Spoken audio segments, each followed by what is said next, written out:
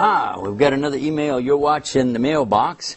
I'm Yusuf Estes. Here's one that's asking the question, can we celebrate birthdays? What about Christmas? What about Easter?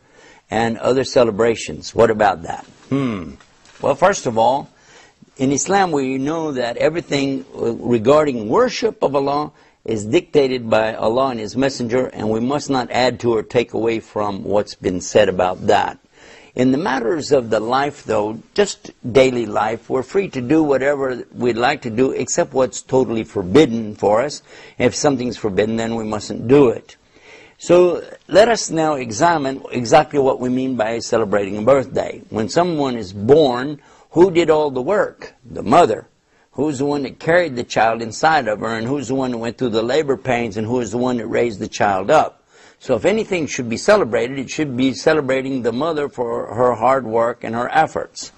Also, another thing, when you talk about birthdays, would you be talking about the sun calendar, which is now associated with the Christian religion, or would you be talking about the lunar calendar, which is associated with the Jewish and the Muslim religion? Because if you go by the sun calendar, there's 365 days, 0.4.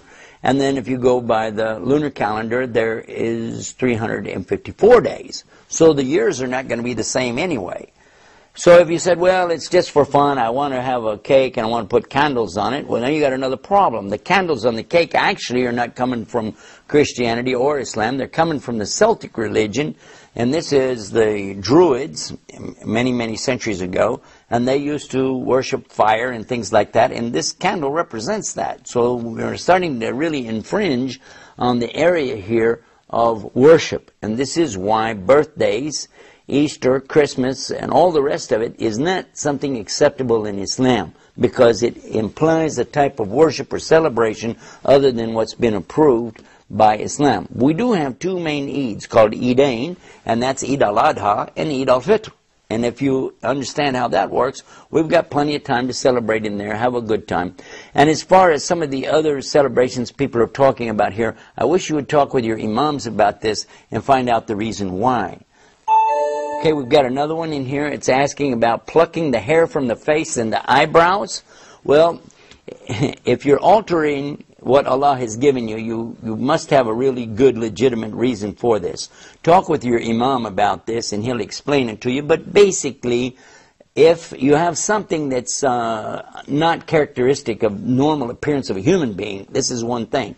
But if it's just to beautify yourself, to show off, to attract attention, that's absolutely haram, because you mustn't be doing that to, you know, attract the unwanted attention of these men and so on. Well, anyhow, that's it for the mailbox. Don't forget to visit our website, islamnewsroom.com, where you can type in keywords and get more of this. Till next time, peace. Assalamu alaikum wa rahmatullah.